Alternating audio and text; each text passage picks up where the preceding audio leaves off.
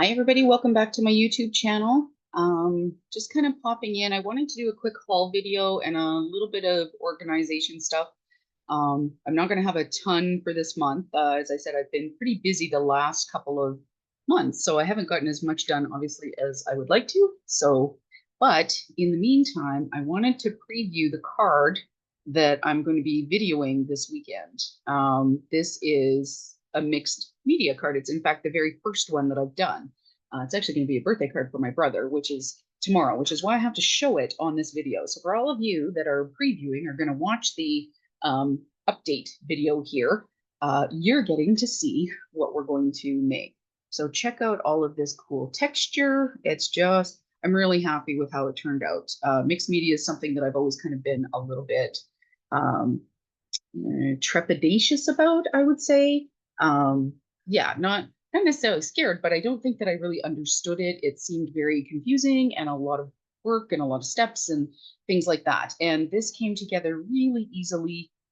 So I'm going to demo it in the next video. Friend of mine that it's been almost a year now since she's been gone, and she loved mixed media. So I'm gonna, yeah, I was really thinking about her while I was making this card, and my brother, of course. And yeah, I'm really happy with it. So that's going to be in the next video to come out. So that's going to be this one here, this mixed media.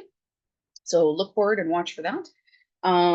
So I did get a few things. Of course, in July it was my birthday, so I did get a few little gifts, and I made a few purchases. So I just thought I'd kind of come on and just kind of give you a quick show. These are all some dies that I got from Ali, or nope, sorry, not Ali. These were from Temu, actually. My husband wanted a wallet, and Temu is genius in that you have to order like 25 or $35 worth of stuff. So his wallet, I think, was 17, $18. So I was like, oh darn, now I have to spend an extra $15, $20 in order to have that. So it turns out it wasn't a problem. So I had showed a few in the last organization video, so I'm not sure which ones I showed. So I'm just going to go through the dies that I did get in the last month or two here. So this first one here is really nice size. Right? It says Big Birthday Wishes. So this is an A2 card size. Look at how nicely that would fit on there. This would make a really great cutout to do like a shaker card or something like that. It would be really cute. So that would be really nice. That one came in. And then I got this other one here. It's your day. Again, look at how cool and how nice that sits. It's like do your background and poof, sentiment all done, which I know you guys know I love because oftentimes I can be kind of a lazy character. um, Next one that I got is this really cool birthday stamp. So this is all one piece. So this would be a great, again, background stamp, and then do like some layering and sorry, it's kind of putting in a note there. Like layering of techniques or doing like a embossed resist would be really cool. Or even just stamping this could color in some of the images. Yeah, works really good. I haven't had a chance to try it yet. That's what's really funny about all this is that I haven't had a chance to try them. Um, so something else while we were talking about or going to talk about storage is that when I get die sets that are the shadow and the sentiment, I always cut them apart because I need to be able to cut them in two pieces, right? I often like to have this in white or black or vellum, and then I'll put this in white, black, or vellum usually, or colored or shiny cardstock or whatever that is. So they need to be cut apart into two different pieces. So I'm going to show you how I like to do that. But the other thing that I do, because I don't tend to keep my sentiment ones like this in magnetic folders or something like that. They go onto my bulletin boards with the magnets, but I want to be able to keep them mostly together. So seeing as how I have so much washi and I don't tend to use enough of it, what I like to do is I just stick it down here. So this, by the way, this one says happy birthday. It's got this really nice kind of, I don't know, it's kind of a neat, almost cowboyish script. I kind of like it. So it's very art deco-y, I would say. So I just keep some washi tape that doesn't have like it's got an okay stick, but then I wrap it around it, and then that'll keep the two pieces together so that I can put them onto my board and keep them together when I pull them down. So I'm not dropping one and then losing one piece or the other because they do need to be separated, but I don't want to lose them, for example. So Now, let me see here. What else did I get? Okay, I'll do this one.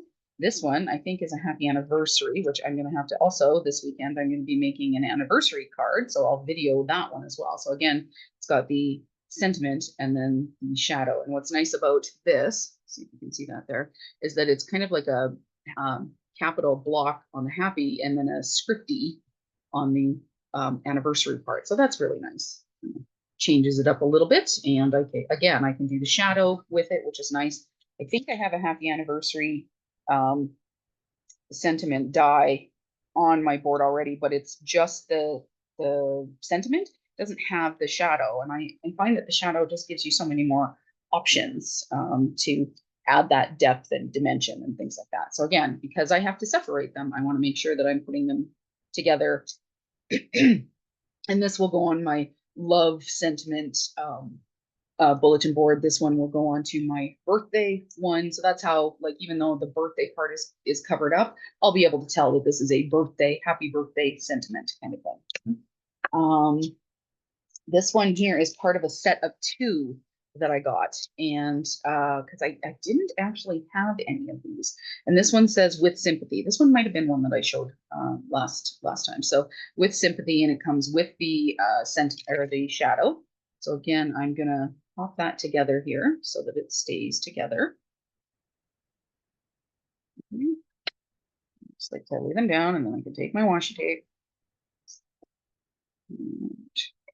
Stick it down. I try to stick it down on the flat side first, and then I can wrap it over to the cut side. So because we're putting this onto the cut side as well, like this washi tape won't last forever, but that's okay. Like washi tape is what, $1 or $2 a spool, and there's lots of it on there.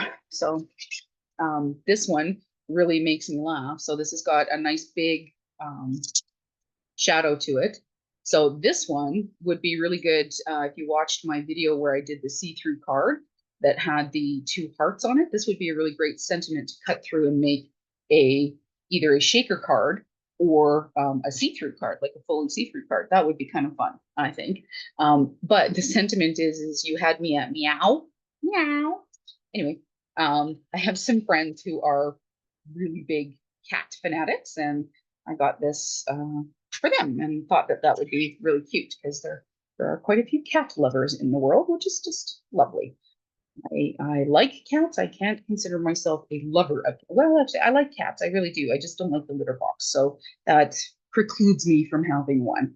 But look at how nicely that fits on an A2 size card, right? Could have that pretty much be done. If I was making a shaker card, could have some little paw prints in there, something like that. I also have some little shadow die cuts of little cats that I could also put some little black or, kind of gray cats on here or something like that. That would be really cute too.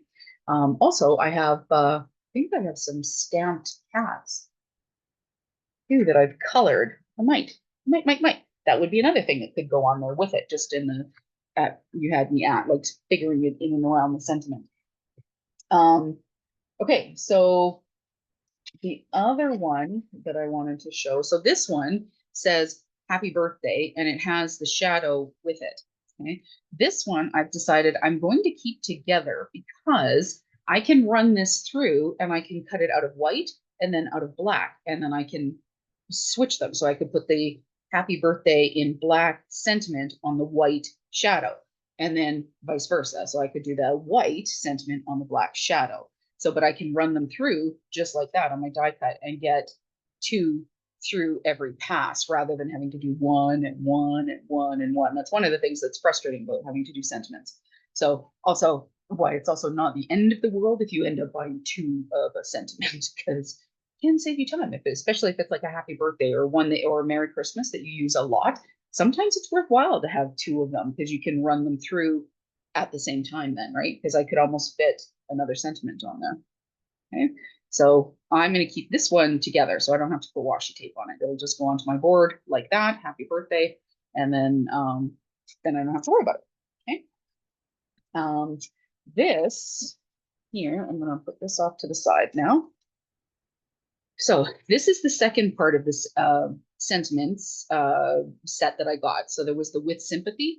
This one says sending hugs, and they were joined together, but you can see because it's got such a close shadow I do need to separate these, but there's got these really long pins on them. So what I like to do when I'm separating these, just so that I don't lose them and step on these, because these are metal and they're very sharp. Sorry, excuse me, guys.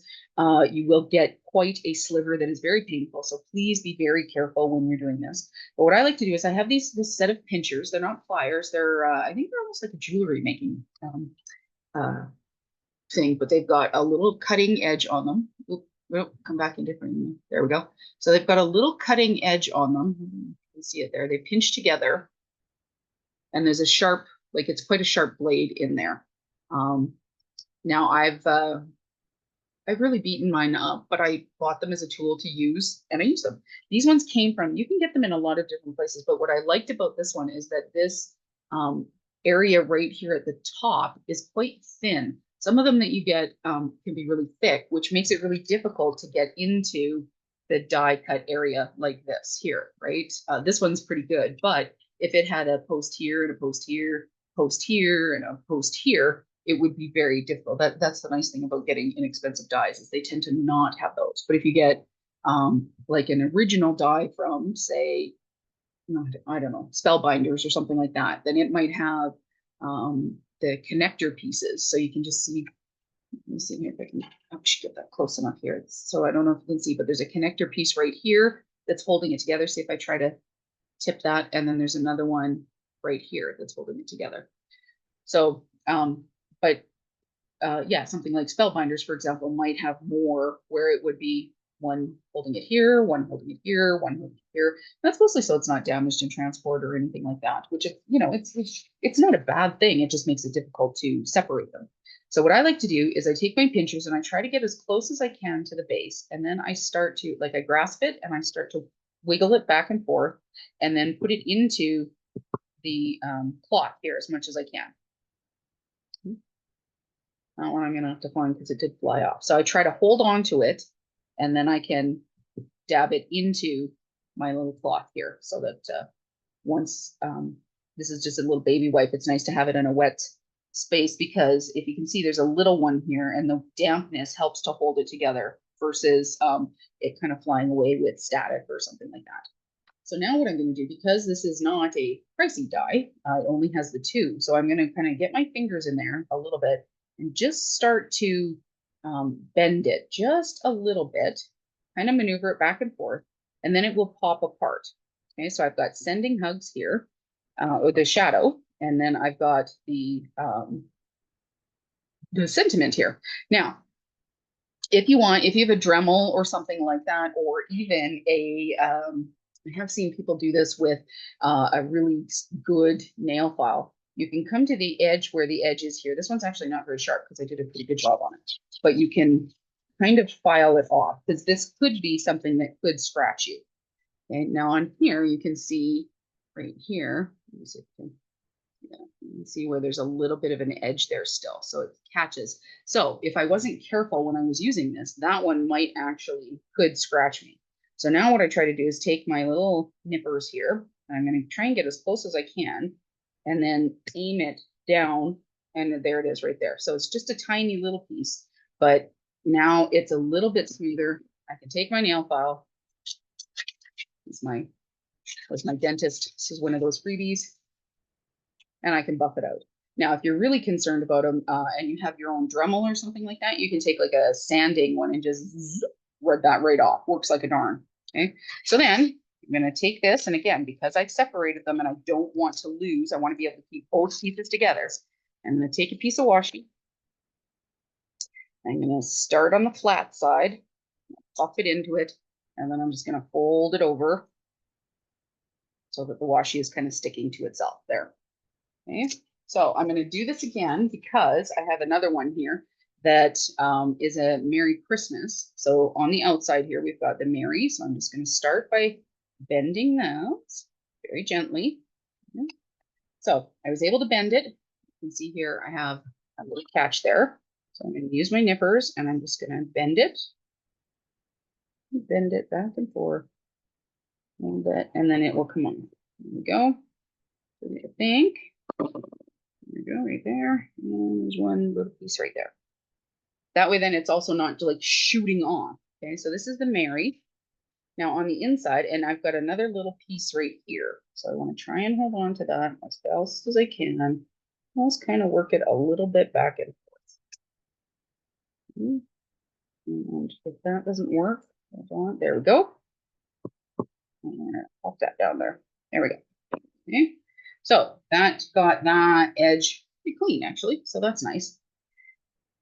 And then I'm going to bend this so you can see what this is supposed to look like, right? So this is going to have the Mary.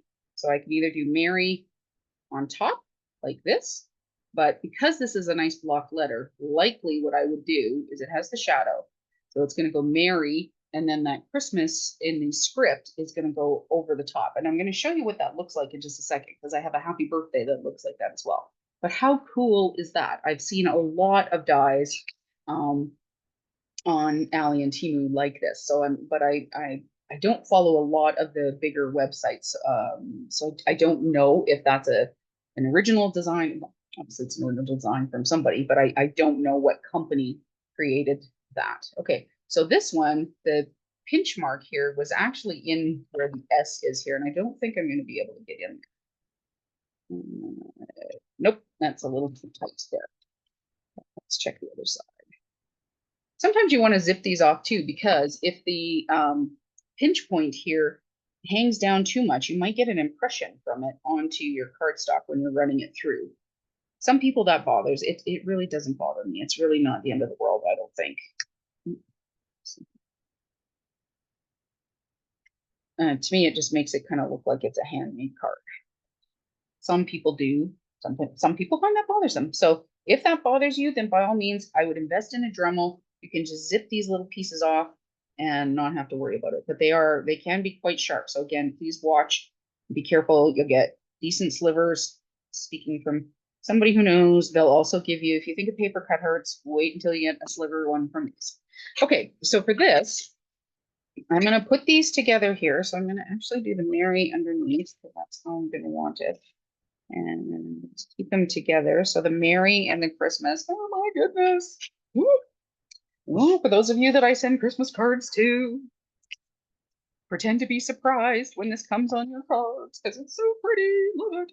So now I want to try and make sure that I'm grabbing both pieces, because again, now that there are two pieces, I really want to make sure that, oh, it didn't work out so well, did it?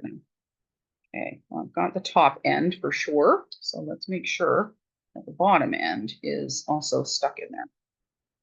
This is going to be fun. Wait till you see the next die that I have. It's even more complicated. There's 4 layers to it. It's like, ooh, who thought of that? But it's really cute. I love it. I love it. I love it. I love it. Right. I'll just do 2 pieces. Actually, that might be more sensible.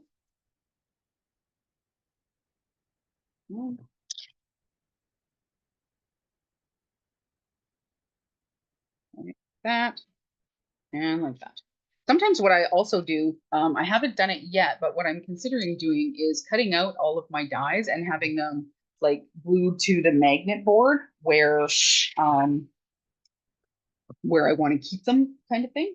So this is the next die that I wanted to show you, and it's so cool. Look at how pretty this is. So there is a shadow layer here that I've done in vellum. So this is actually, I did it out of these colors because again, I'm going to demo that card in the next video. So this is going to be my sentiment for it. There's a white shadow. So there's a larger shadow and then the white shadow. And then you have the birth and then the happy. So happy and birthday. So you can do them in 2 different colors plus a base color. How cool is that? Now it looks like this. So we've got the 2 shadows. And then the birthday goes here, and then the happy goes here. Like that. So cool. Love it. Love it. Love it. Okay. So those are my new dies. And then once I'm finished with that, I will take, let's put that back in there. Okay. Now I can take this and I can wrap it up, make sure that I don't have any that are stuck here. Yeah, see, there was one little piece right there. So I'm going to stick that in there, wrap it up nice and tight. And then move it into the garbage. Okay.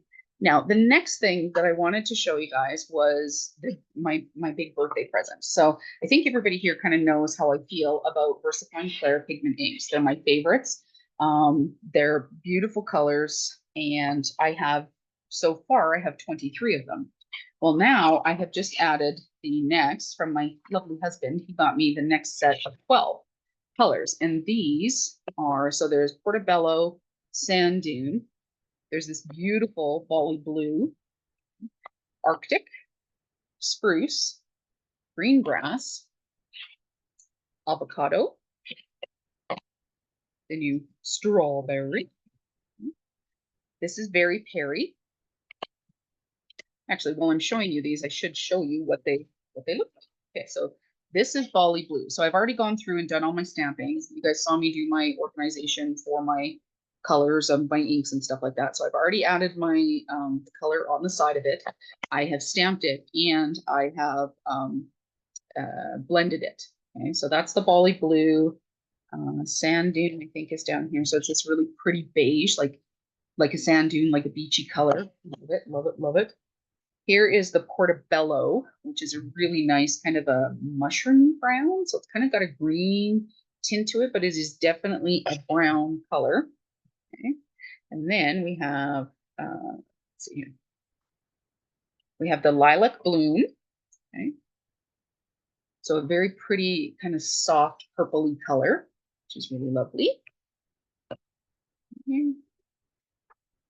The Very Perry, which is a kind of a purpley blue. Like this is very lavenderish kind of color to me, is what I would say. Okay, and then I've got Arctic,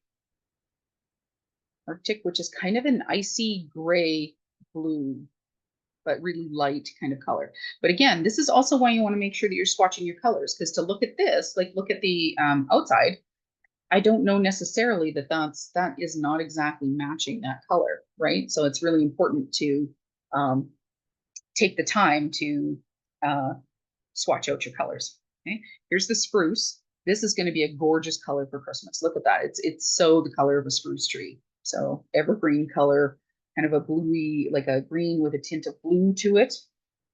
And then we have grass green, which I was writing it out as a description of the color. It's the color of grass, right? So when I did the blending, I did all the way from the darker to a lighter tone, just so that you get all of the shades and highlights of it.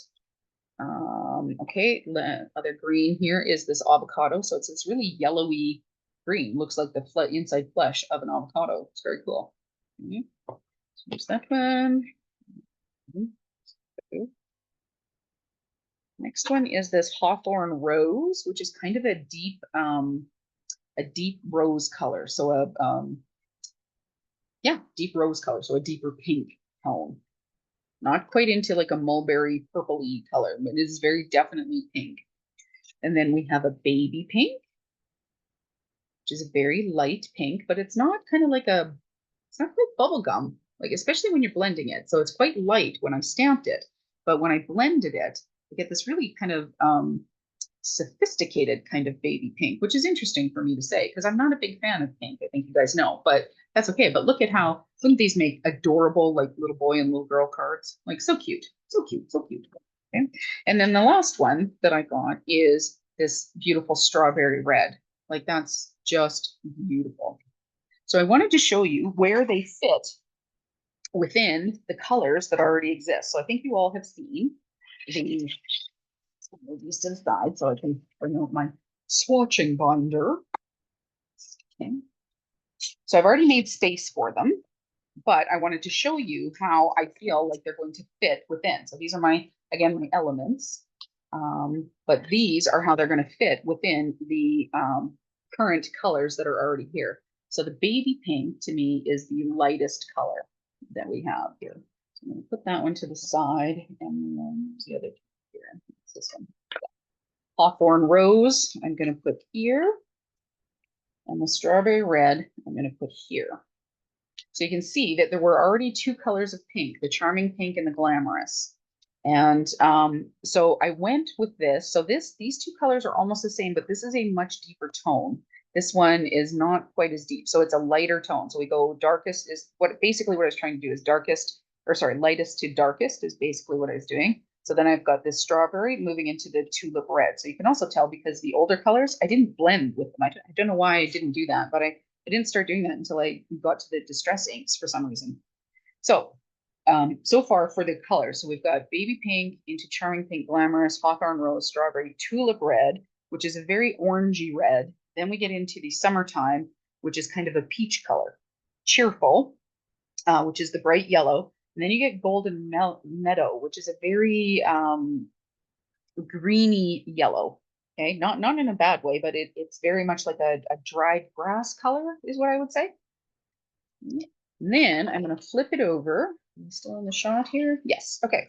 So the next one from, you can see here. So this is the golden meadow. So the next color that I would say as it transitions into green, because I like to go the Roy G. Biv, like a rainbow, transitions into the green, which is verdant. Okay. And then I'm going to put in here avocado as the next one. All these out of the way here as I'm doing them. Okay. Avocado, and then I'm going to do the grass green. From there, we have green oasis. These two are really close, but this one seems to be like a lighter shade of green. This one looks like it almost has like a blue undertone to it. Let's see if we can get that better into there. Then we have the Shady Lane. So from Shady Lane, which is kind of an olivey green, then I'm going to put, because it is a lighter tone than this, I'm going to put the Spruce, which is, again, it's a little bit of a darker tone. To do that from the back side here. So, and then from there into the rainforest. So this one has the bluey tones. The rainforest is the darkest green. Like it's sometimes when you're blending with it and you get really heavy-handed with it, this almost can go almost to a black. It can be that dark. So to me, that is the darkest one. So that's why it's going to stay there. Okay, then we're transitioning into the blues. And so the next one that I have here is the Warm Breeze. Warm Breeze to me is kind of a turquoisey color. So it's to me, that's kind of a bluey green. And then I'm going to do, although the Arctic is the lighter color, I actually want to go with the Bali blue because to me, it's more of a sea blue.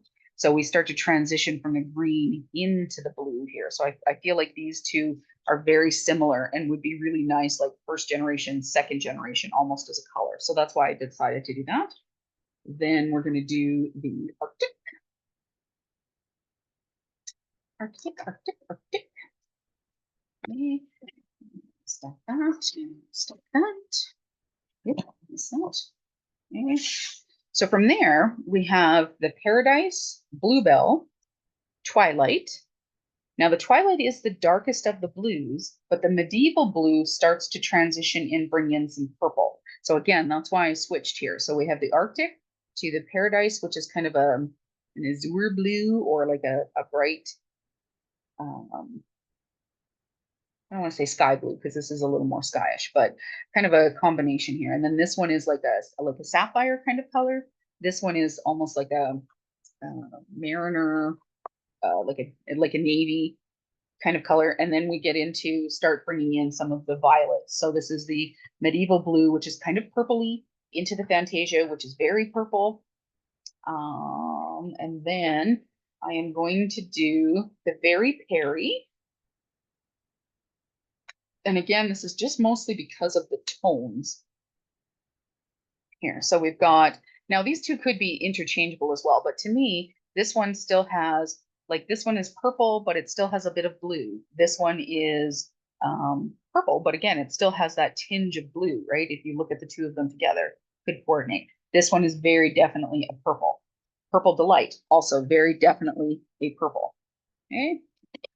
Then we're going to switch over and now we move into, and this is Chianti. This is the last color of the purple. And this one actually has a little bit of almost like a maroon tone to it. It's very deep purple, but like with a red undertone almost is what I would say. I mean, technically they all have a red undertone because blue and red make purple, right? But it's just the differing shades. Does one have more blue? Does one have more red?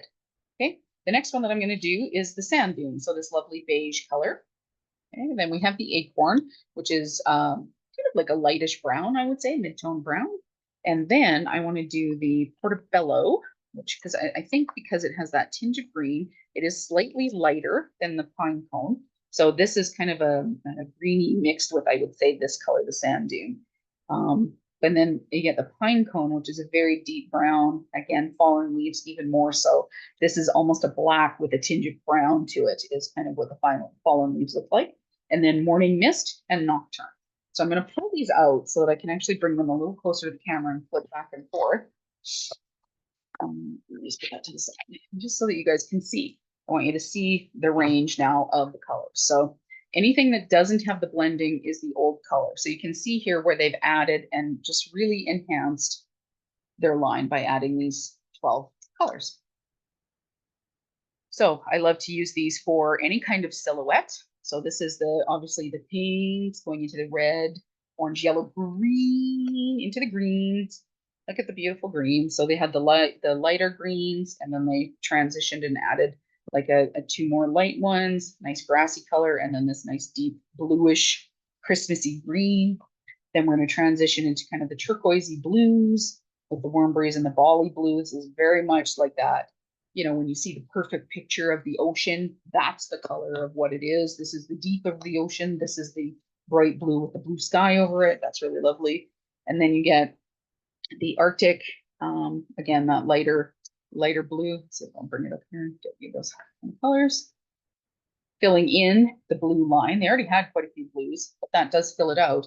And then everything that they had for purples were quite dark compared to this really lovely bluish color. And now the lilac, and then into the neutrals. So they added a couple of mid-tones because this gets really dark quite quickly, the acorn. Like, look at the difference between the sand dune and the acorn. It'd be very difficult to stamp like a beach scene or something like that.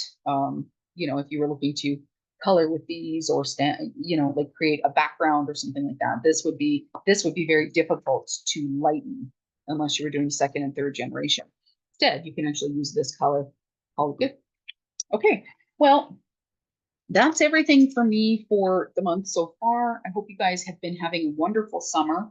I will touch base. I will have some more videos coming out this month. I'm prepping for that. Another one is scheduled to load August 7th and go live August 7th, continuing the alcohol marker coloring, or no, alcohol inks. Yeah, so, and then I have a couple more coming out, and it's the August long weekend, so I'm just getting ready to enjoy that. And I hope you guys have a great month till I see you guys probably beginning of September. So, and hopefully I'll actually have some work done in and around my room here to actually show you on camera. Anyway, take care, everybody. If you would like, please comment, subscribe, share it with your friends. Love to have you all, and I will see you in the next video. Bye-bye.